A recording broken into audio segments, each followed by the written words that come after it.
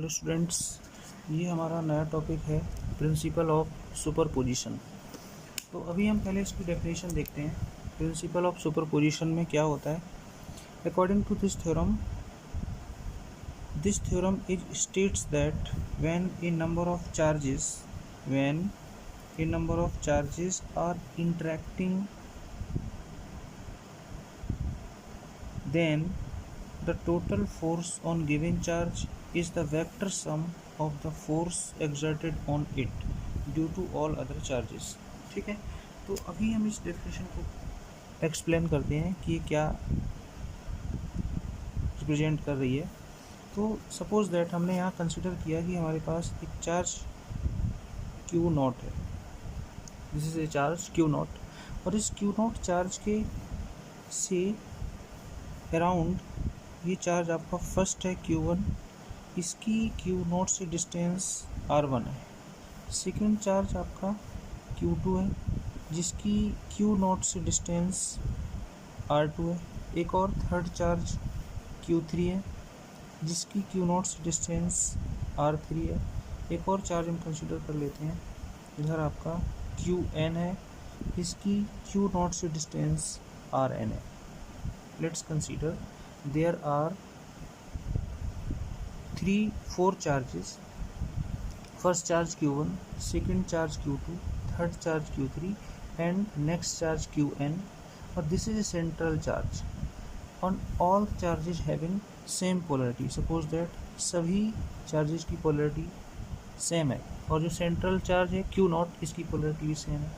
ठीक है, तो अभी आपका जो फर्स्ट चार्ज Q1 जो कि Q0 से R1 मीटर की डिस्टेंस पर रखा है, सेकंड चार्ज Q2 ये Q0 से R2 मीटर की डिस्टेंस पर रखा है, थर्ड चार्ज Q3 ये Q0 से R3 मीटर की डिस्टेंस पर रखा है, और लास्ट चार्ज Qn जो Q0 से Rn मीटर की डिस्टेंस पर रखा है। ठीक है, तो ये एक दो चार्ज का सिस्टम हो गया।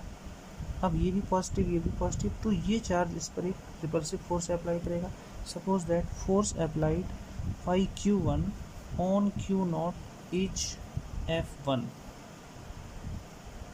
ठीक है, Q1 Q0 पर इसी लाइन के अक्रॉस F1 फोर्स अप्लाई करेगा।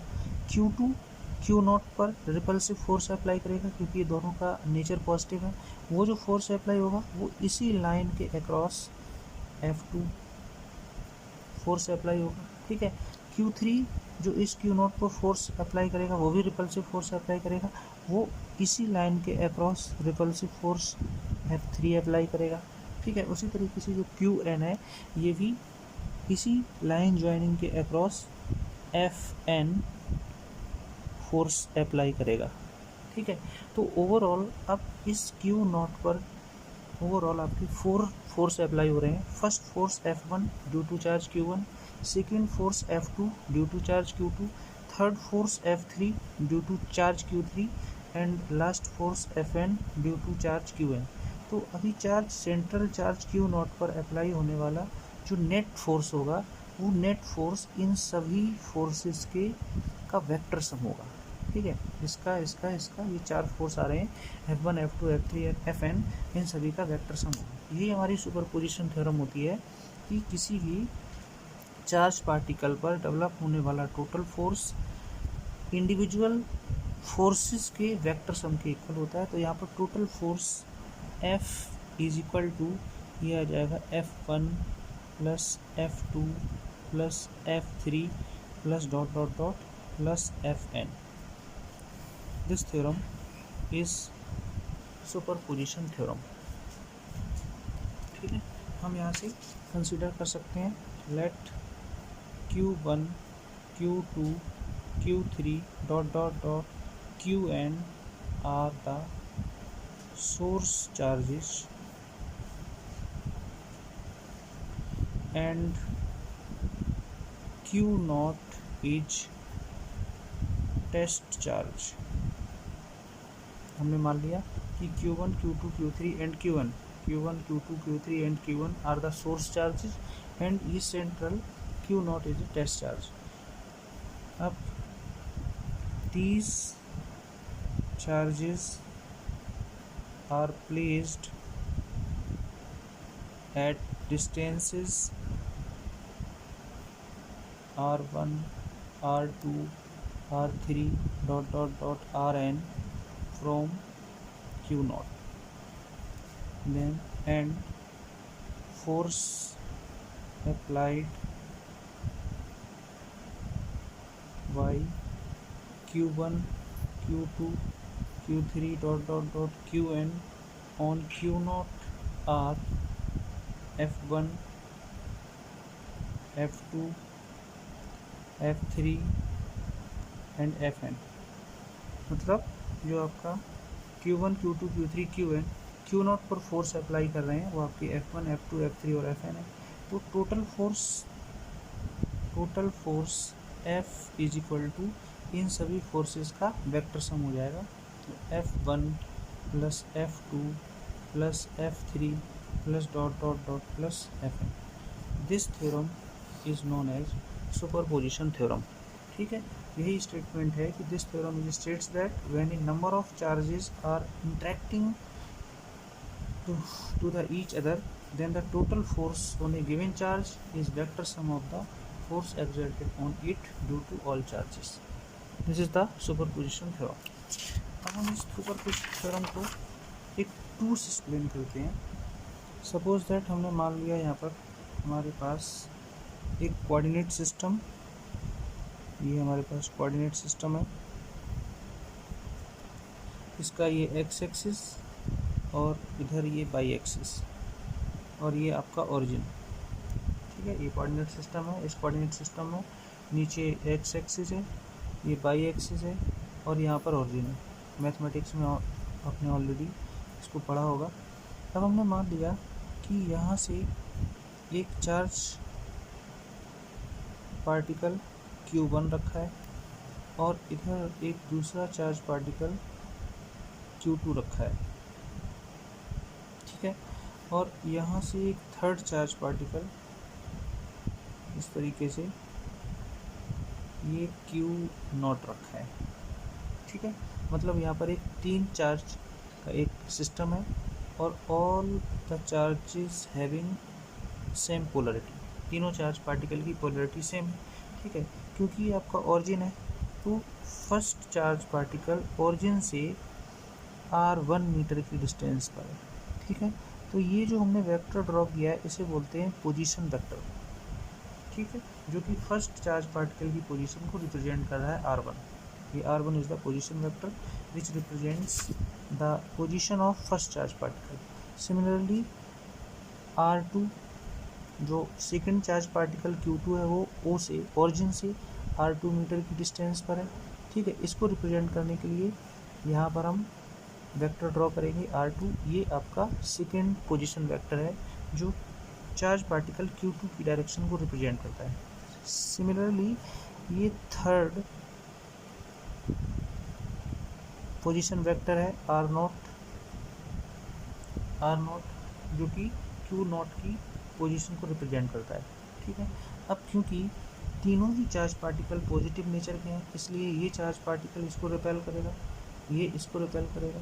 ठीक है, तो सपोज दैट हमने इसको इससे कनेक्ट किया, इसको इससे कनेक्ट करने के लिए जो हमने वेक्टर ड्रॉ किया है इसको बोलेंगे हम डिस्प्लेसमेंट वेक्टर।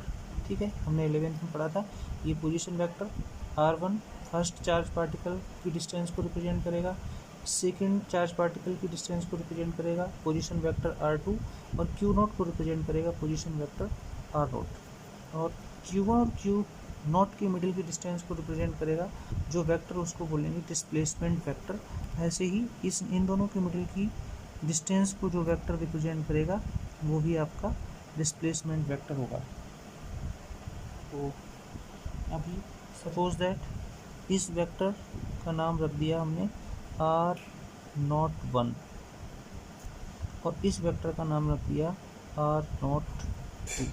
ठीक है, both are displacement vector and these three are position vector. अब ये चार्ज Q1 Q नॉट को रिपेल करेगा, इस पर रिपल्सिव फोर्स अप्लाई करेगा F1।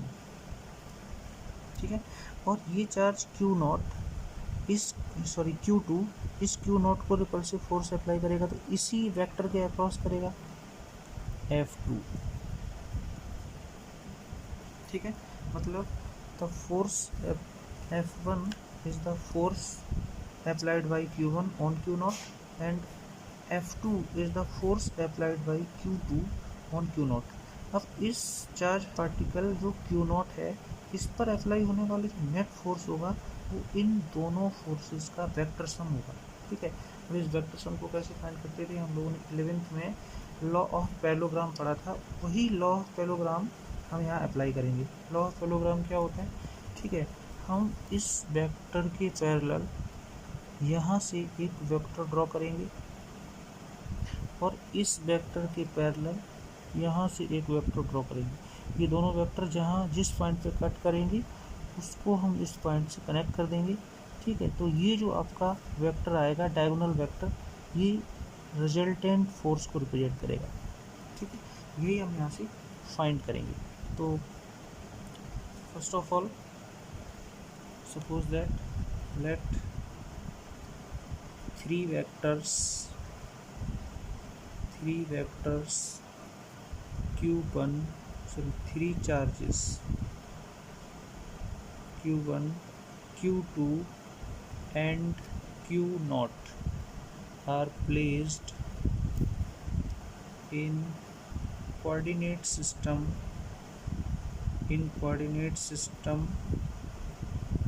as shown in figure, ठीक है। और R1, R2 and R0 are position vectors, these are the position vectors।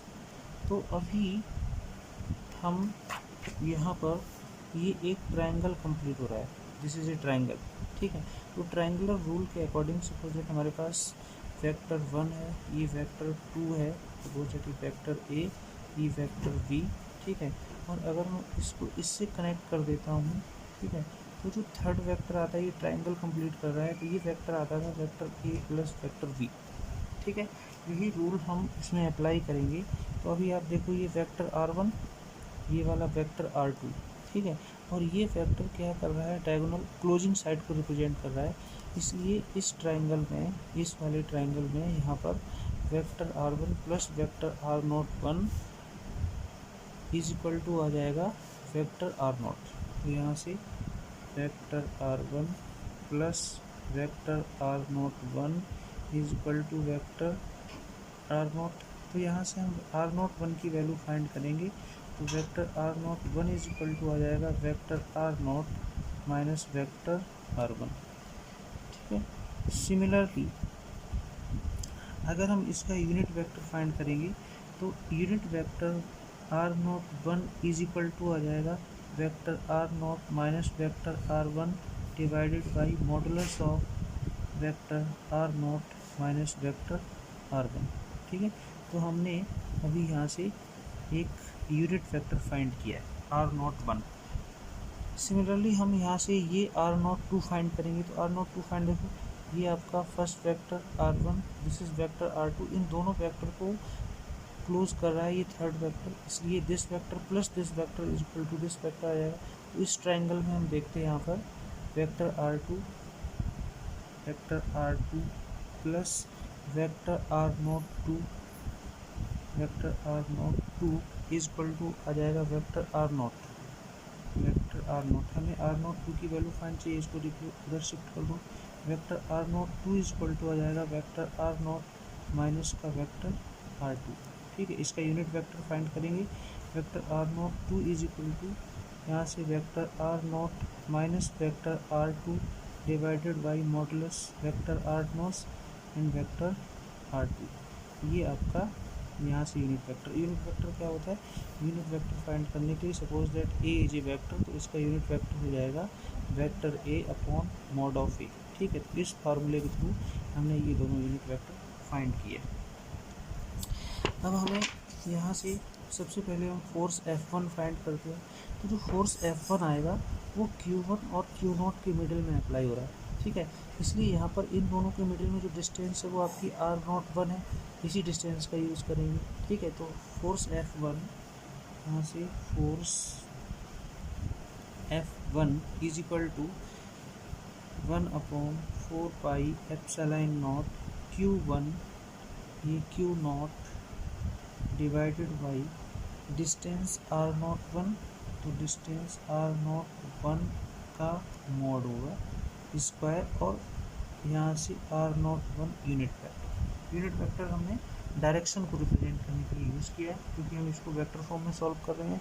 ठीक है, अब हमने r01 की वैल्यू को क्या फाइंड किया था, ये देखो r01 की वैल्यू को फाइंड किया था, ये r01 की वैल्यू को हम यहाँ पुट कर देंगे। तो जब हम इसमें पुट करेंगे तो हमारा question F1 is equal to 1/4πε0 Q1 Q0 divided by r01 r01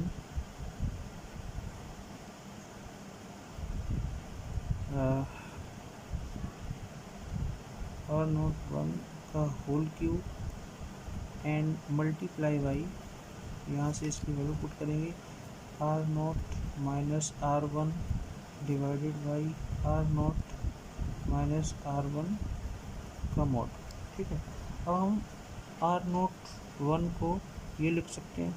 ठीक है, तो इसकी ये जो वैल्यू आ रही है, ये वैल्यू, इस वैल्यू को उठा के हम इस पुट करेंगे, यहाँ पे पुट करेंगे।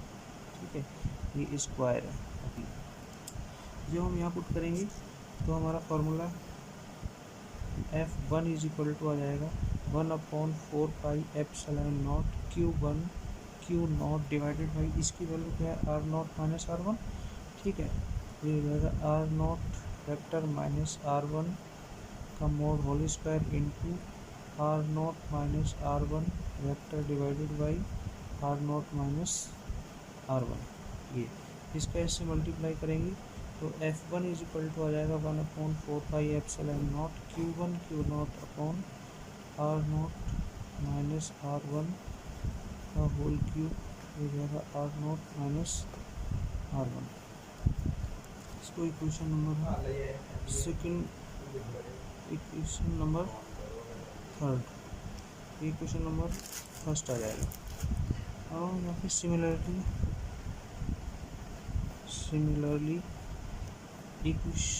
फोर्स F2 फाइंड करेंगे तो force F2 is equal to, ये आ जाएगा आपका 1/4πε0 F2 इसके और इसके मिडिल में अप्लाई हो रहा है, तो इन दोनों के मिडिल की डिस्टेंस r02 है।